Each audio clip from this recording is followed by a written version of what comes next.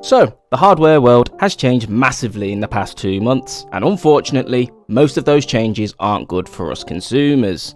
I can't decide what's worse, to be honest with you. Is it the scalper issue, spending double the amount of money on a GPU, or is it the new resurgence in crypto mining? Why don't you give me your opinion down below and let me know what you think is the worst out of those two. Oh wow, let's cue up the roundup video.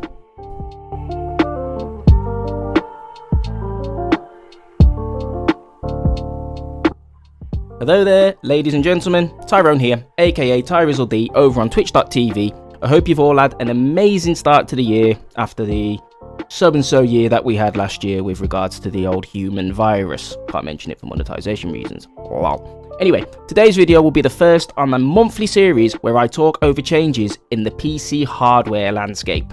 This isn't an in-depth tutorial or build guide, it's more of a guideline to help newer builders decide whether something is a good deal or not. So you can minimize this video if you want, imagine it as like a little podcast or whatever, and you can choose to listen to the advice that I have or completely disregard it. The whole point of opinion, eh? Good stuff.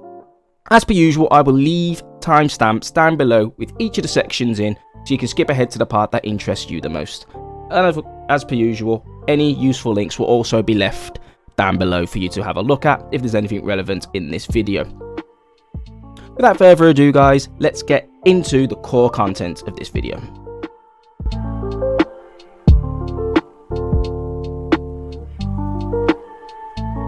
Right guys, the CPU market is pretty stable at the moment. Now AMD have their 5000 series out on the market and Intel have their 10th generation 14nm plus CPUs in circulation. Intel's new 11th gen Rocket Lake processors are due for release in the first quarter of 2021, so we're talking by March at the very latest. These CPUs are touted to give Intel their gaming and single-threaded performance crown back over the AMD 5000 series. This sounds good, but with a maximum of 8 cores on their flagship i9-11900K, the majority of people who have an Intel 9900K or an AMD 3700X we're better off investing elsewhere in their setup. In the AMD corner, their stock of 5000 series CPUs seems to be far more readily available, which is good for the consumers out there as prices have stabilised. What isn't as good is the lack of non-X parts available to the general public.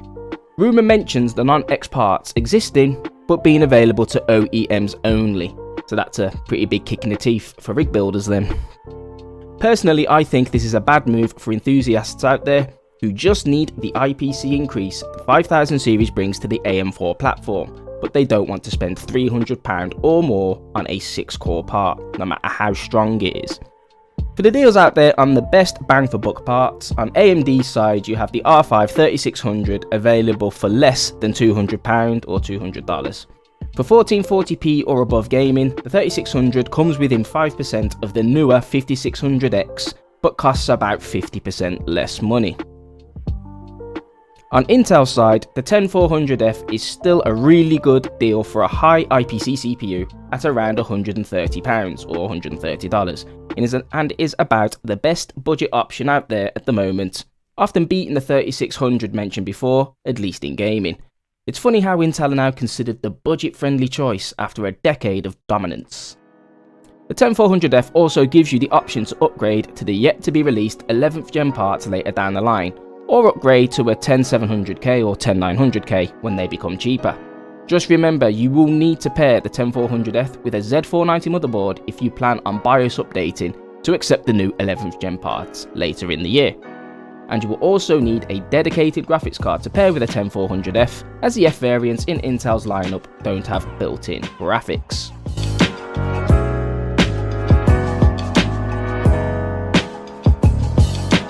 On the GPU side of things, the simplest way to put it is, the mid to high-end GPU market is absolutely screwed. All the newest gen GPUs from AMD and Nvidia are well above the MSRP prices. As of today, the cheapest card I can find is a Palette RTX 3060 Ti for about £470, which is £70 above the MSRP set out by Nvidia. This is very likely to stay this way for a good couple of months as well, as crypto mining is making a major comeback. Unfortunately for the new gen cards, which is the RX 6000 series and the new RTX 3000 series GPUs, they both mine Ethereum pretty well according to reports. So these cards will become extremely rare and lead to inflated prices of these cards in the coming months. I'm sure many people have seen that crypto mining rig with about 72 to 78 graphics cards from the exact same vendor. That's where all your graphics cards are going, by the way. My advice here is if you have the money to buy that 3070 or 6800 you've been saving for and you need a GPU to last you a couple of years, I would grab it now before this mining boom affects supply in a few months. In fact, it may already be a little bit too late to grab one of these cards at anywhere near the MSRP.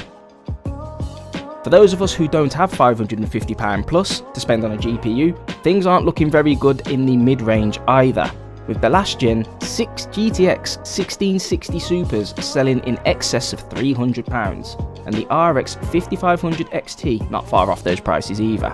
Bearing in mind that these graphics cards were touted as reasonable 1080p high refresh rate GPUs, and they're going for, you know, mid-range flagship prices, which is quite ridiculous when you think about it.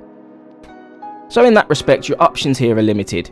Your local hardware stores, if they're still open due to the human virus going around, they may have second-hand cards at more palatable prices. I know places like CEX in England may have these cards if they haven't already adjusted for the price on them. If that isn't an option, the scary world of eBay, Facebook Marketplace or your local ads is your only other option. I would use this as an absolute last resort unless you're very confident in a seller's reputation and you don't mind having no warranty on your parts. I will be coming out with a video in a few weeks on how to buy from reputable sellers on sites like eBay and Amazon, etc., and what to look out for when you buy from these sites. Sorry there isn't any better news here, guys. I know I built this channel as the value for money channel, but there simply isn't any value out there in the GPU market as of the end of January 2021. Either make that choice to buy that GPU you wanted now, or hold out for a few months and hope things don't go mad with the crypto mining boom.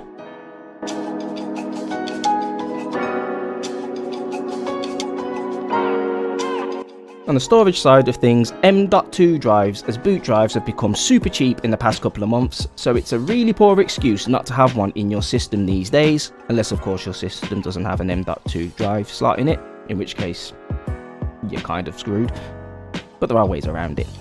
250GB NVMe drives can be had for around the £30 mark, which will speed up your program loading and Windows installs massively over a spinning or hybrid hard drive. If you're gaming, you are still good to stick to mechanical storage for a few more years, especially if you play a lot of games like Apex, Fortnite, Call of Duty, racing games, or any games with an online component, as the slowest common denominator will be the deciding factor in when you load into your levels, not the speed of your PC.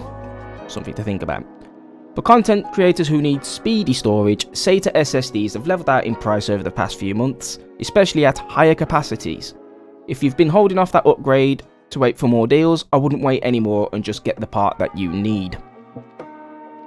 I personally have been hoping for a 2TB SSD to approach the £120 to £140 mark for about 5 months now, and even in the Black Friday / Cyber Monday deals, the prices that I wanted them to hit never approached.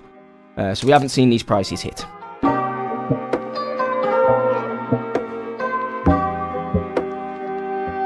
Rightio, in terms of innovation, there isn't much to talk about, to be honest with you. CES 2021 was underwhelming in my personal opinion.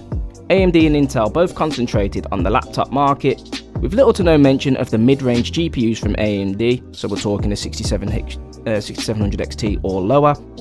And obviously Nvidia did release or announce the 3060, which by the looks of things is not going to go for the £300 that they're going to release it for, so I wouldn't hold your breath for that GPU either.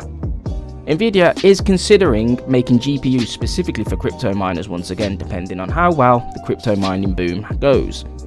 People feel this will alleviate the pressure on the gamers who want normal gaming graphics cards, but all mining cards will do, in my opinion, is pull the already scarce GPU dies away from graphics cards just to put into mining cards, as selling to miners is far easier for Nvidia than selling to PC builders, which is kind of annoying, to be honest, but they're in the business of making money. It makes sense, I suppose. Razer are taking the mask craze to a new level by appealing to the RGB gods. They are releasing a mask with a completely clear front, so you can still see lip reading, etc. But of course, with filters, it comes with the whole Razer Synapse RGB software built into it. RGB masks. They'll RGB anything these days, won't they? Jeez. Somehow I can see these masks selling out though, as they make it to market, for obvious reasons. And there were some nice TV innovations having been demoed at CES as well, but apart from super high refresh monitors hitting like 360Hz and 4K 144Hz monitors, there's nothing too major in the PC market to worry about. I feel like CES was toned down a lot this year due to not actually being a physical event, it was all virtual only, so obviously the effort levels were not as high as they would have been. Hopefully in 2022 we'll have more access to a physical medium and will of course allow us to actually see some proper innovation. We shall see. Alright guys, this was a quick update on a few topics in the hardware world. Hopefully the video gives you a better understanding of the landscape and gives you some ideas on what to spend your money on. I will update this video every month so you always have the relevant information to make those purchasing decisions. If you haven't done so already, please consider subscribing to my channel. It helps me out loads. I'm trying to grow it through this year to see how far I can grow it in a year, and at the moment we're on 8 subscribers. Got to start somewhere, haven't you? So if you wouldn't mind subscribing, please consider doing so. Also head over to my Twitch channel at twitch.tv/TyrizzleD, link down below, to catch me live and ask me any questions you want there. I'm live on Tuesdays, Thursdays and Sundays at 7 PM Greenwich Mean Time. Also, don't forget to like or dislike this video and let me know how to improve in the comments below. Thank you very much for your time guys, and I will see you all in the next video.